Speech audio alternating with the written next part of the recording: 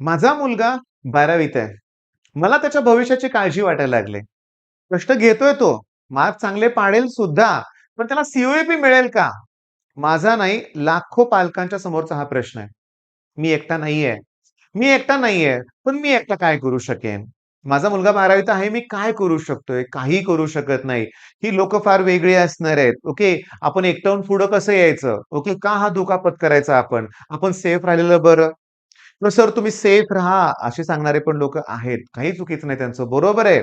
पण मुद्दा असा आहे, की इथं आपण जर काहीच पावले नाही उचलले ॲज अ पालक म्हणून, तर मला सांगा उद्याची परिस्थिती भीषण असेल.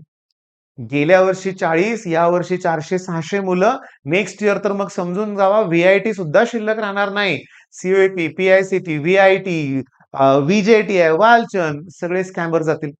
आणि मी तुम्हाला सांगतो ही लोकं आपलं भविष्य संपवतील, त्याचबरोबर ह्या कॉलेजेसना पण संपवून टाकतील.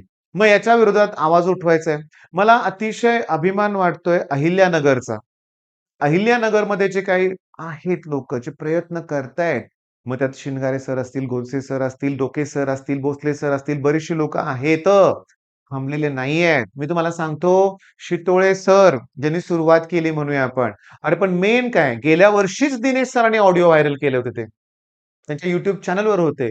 मी त्यांना सपोर्ट केला नाही, ही माझी चूक होती. गेल्या वर्षीच दिनेश सर गेले होते. कुठे गेले होते? वकील केलं होतं हायकोर्ट. आम्ही कोणी सपोर्टच केला नाही. आम्ही कोणी सपोर्टच केला नाही. यावर्षी आम्ही त्याचे परिणाम भोगलेत. म्हणजे जो माझा स्टुडंट सी जायला पाहिजे होता, त्याला पी मिळाले. हां, सिव्हिल इंजिनिअरिंग करायचं होतं. 98.5% सी-यू-ए-पी नाही. वालचंद तरी मिळेल, तेही नाही मिळालं आम्हाला. केवढा मोठा धक्का आहे. मग नेक्स्ट इयर मी तुम्हाला काय सांगितलं, सी-यू-ए-पी वालचंद जाऊ द्या हो, व्ही-आय-टी सुद्धा राहणार नाही आपल्या ताब्यात. तिथेही लोकं घुसतील आणि हे कंप्लीट पण करणार नाही. कॉलेज पण ड्रॉप आउट करतील. यांचे रिझल्ट पण चांगले नाही. यांची प्लेसमेंट पण होणार नाही. मग उद्या महाराष्ट्रातच कंपनी एखादी प्लेसमेंटला नाही आली, तर आपल्या मुलांचं भविष्य काय? अमेरिकेला पाठवायचं एवढं सोपं आहे व्हय? डोनाल्ड ट्रम्प बसलाय, त्याचे नियम तर इतके विचित्र आहेत, काय विचारूच नका.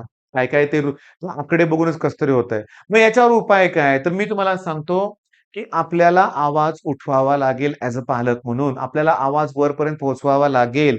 मग 9 तारखेला ओके, 9 तारखेला रविवारी लक्षात घ्या, सकाळी 10 ते 1 या सभागृहात ओके, पालक आपण एकत्र येणार आहोत. सगळ्या परमिशन काढलेल्या आहेत टीमकडून लक्षात घ्या. बरं हा राजकीय लढा नाहीये. आपण काय आंदोलन कोणाचा राजीनामा तर मागतच नाहीये आपण. महाराष्ट्रात हे नकोच आहे. आपलं महाराष्ट्र वेगळंच आहे लक्षात घ्या. मी तुम्हाला गंमत सांगू का?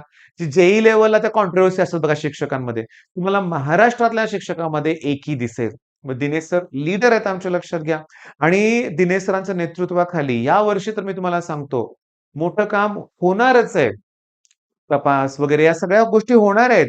जरब बसणार आहे. लोकं म्हणतील, "राहू दे, नको घ्यायला." आणि जे घेणारे लोकं आहेत त्यांच्यापर्यंत आम्ही मेसेज पोहोचवतोय, की तुम्ही 15,00,000नं मुलाचं भविष्य नाहीये विकत घेत, तर तुमचे 15,00,000 पण घालवताय आणि त्याचबरोबर त्याचं आयुष्य पण मातीत घालवताय. कारण कसं आहे माहिती का, की सी ना त्या लेव्हलचा स्टुडंट गेला पाहिजे. सी-यू-ए-पीतून कसं तर वाटतंय ऐकायला. आणि मी तुम्हाला सांगतो सिव्हिलचा रिझल्ट बेस्ट आहे. बाकीच्या ब्रांचेसचे रिझल्ट बेस्ट आहेत आणि सीएसचा सगळ्यात खराब आहे. अरे 20-30 मुलं फेल आहेत. मी जोशी सरांशी बोललो होतो, की 3-4 पॉइंटरमध्ये सुद्धा फेलच असतो लक्षात घ्या, सी लक्षात घ्या.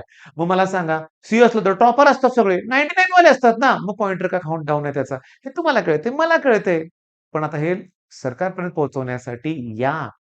ॲज अ पालक म्हणून मी येणार आहे. माझ्या 12वीतल्या मुलाला घेऊन येणार आहे. ओके. आणि मी तुम्हाला क्लिअरली सांगतो, की शांततेच्या मार्गाने कुठलाही राजकीय लढा नाहीये हा. कुठल्या पार्टीच्या बाजूने नाहीये, कुणाच्या अपोझिटमध्ये नाहीये आणि सगळ्यात महत्त्वाचं विद्यार्थ्यांच्या हितासाठी आहे. विद्यार्थी पहिला आहे, स्टुडंट फर्स्ट. त्या विद्यार्थ्यांसाठी हे सगळं चाललंय हे लक्षात घ्या आणि हे थांबवायचं नाहीये. त्याच्यामुळे तुम्हाला मी क्लिअरली सांगतोय, 9 तारखेला मी येणार आहे, तुम्हीही या. आपण योग्य रीतीने आपलं मांडणं सरकारपर्यंत पोहोचवण्याचा प्रयत्न करूया. धन्यवाद.